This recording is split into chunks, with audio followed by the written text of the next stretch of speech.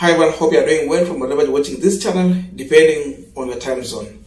Now, for those who remember, Raila Odinga and William Ruto did separate press briefing after agreeing to go into a bipartisan dialogue.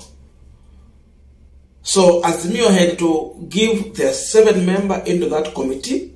Then Kenya Kwanza come with their 7 members. It make 14-member committee, and from there they had to start the dialogue. What was the dialogue all about? Azimio had raised 3 major issues. Number 1, cost of living must come down. Number 2, opening of the IEBC server for forensic audit. Forensic audit, you have to mark that one. And number 3, constituting of the new IEBC. Already Ruto had started, and he was doing it single-handedly, without involving the Azimio Umoja. So they had to stop and start afresh. And then Raila talked about poaching of members of parliament from other political party. They had to come with a legislation that would help to stop party hopping. So before the discussion kick off, the 7-member committee from Azimio and the other one from Kenya Kwanza had to set ground and the rules of engagement. And in that rules of engagement, it was clear that no member from Kenya Kwanza should be part of Azimio side, and no one from the Azimio side should be part of the Kenya Kwanza 7-member committee. That was one of the rules. But seemingly, Kenya Kwanza was not ready for this meeting because they had someone from Azimio's side, Adan Kaynan. Adan Kaynan was elected on Jubilee Party. So already they had put Adan Kaynan there, meaning they were breaking the rules of engagement. And beyond that, they also went further to claim that David Posing is one of their own. Posing was elected on Professor Lunyangapo's political party, which was part of the Azimio coalition, and they were demanding for this. That was like adding insult to the injury. Because of this, Azimio withdrew from that dialogue. They said they will not continue, they will be back to the people and push for the mass action. Maybe that's the only language these people will understand. So, they still had an option before going to mass action. Ruto had to either call off Adan Kaynan and stop pushing for the removal of Posing. And again, they were telling Raila Odinga to either call off who? Posing. So Raila did not want to go into that direction. He refused. And William Ruto at the same time, he refused. So, no dialogue at all. And yesterday at night, there was a communication that finally Azimio and Kenya Kwanza have resolved to continue with the bipartisan dialogue. And this was after Kenya Kwanza side decided to call off Adan Kaynan from that dialogue and replace him with the Dido Rasul. So after that, Azimio finally has called off mass action to again allow bipartisan dialogue to continue. But they are saying, in case there will be an inch of doubt, they will be back to the people. Then I ask myself, really, is it true that the only reason Azimio has allowed to call off mass action is just because Adan Kaynan has been removed from that meeting? I don't think so. But again, one will ask a question. Already, we saw Professor Lunyangapo in a meeting with the Senator Malala confirming that his party has officially joined the Kenya Kwanza coalition. Look at that. But the procedure is yet to be followed. The procedure is he has to resign, and there is a 3-month notice before crossing.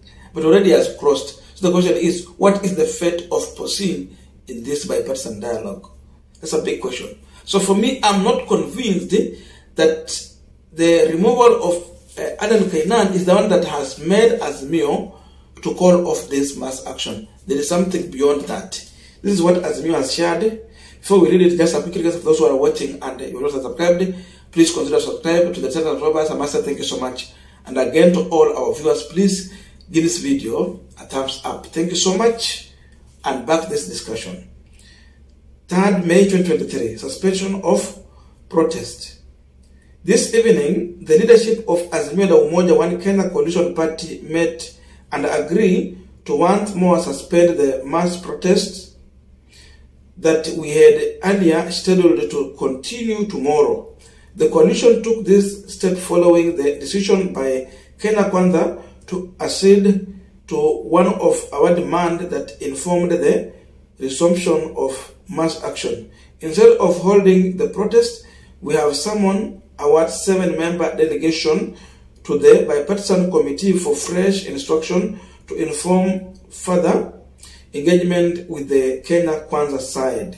As party, we express deep gratitude to all Kenyans who have participated in the demonstration in defense of justice and democracy in our country. We also wish to reiterate that we will not hesitate to resume mass action at the slightest indication of lack of goodwill and honesty on Kenya Kwanza side. It continues. Moreover, importantly, we send very strong warning to Kenya Kwanza over interference with the internal affairs of Azimio and its affiliated parties, including Jubilee. Tomorrow, the 4th of May 2023, we expect nothing but a very clear and categorical communication from the Speaker of the National Assembly on the decision by Azimio to remove the former Deputy Minority Whip Sabina Chege. Any departure from our expectation will have serious consequences. We must end the culture of political prostitution in the country at all costs. This letter has been signed by Honorable J. Opio and I, that is the minority leader party of the National Assembly. Kama ni mambo ya kusaini maandamano, Raila ndio huwa anasaini, lakini hii ya kuretweet wanapea majority leader Opio and I. Hey. That is the position of Azimio la Umoja. We know very well that Wetangula has been playing the games there. I don't know, is he revenging or what? Because it's clear, after the party had communicated that Sabina Chega is no longer their minority whip, they had to replace him. But we saw the drama that happened yesterday, and he promised that he will give the communication today as far as that decision by Azimio is concerned. Sabina Chege should have been kicked out long time, but they are making drama.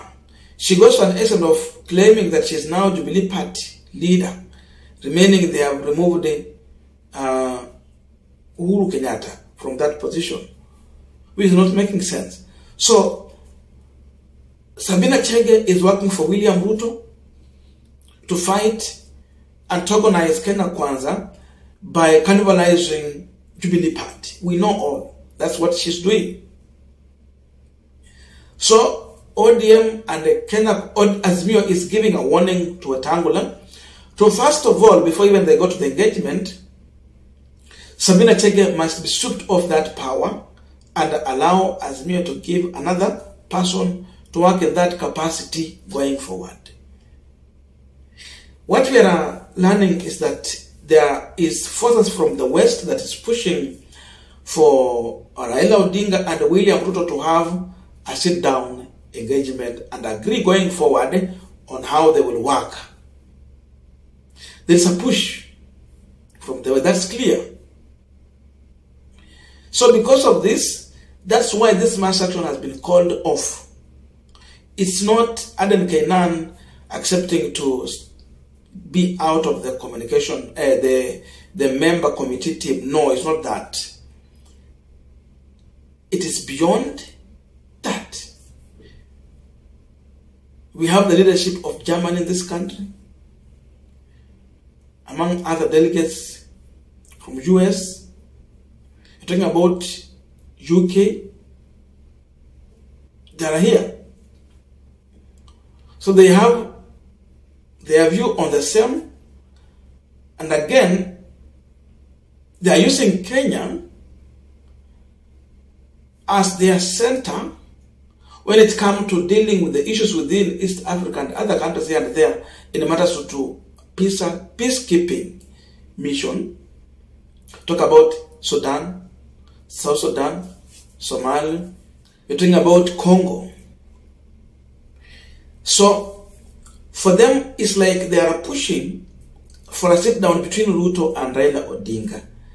The question here will be, will they agree with the position of Azimio? Because the major thing here is to open the server.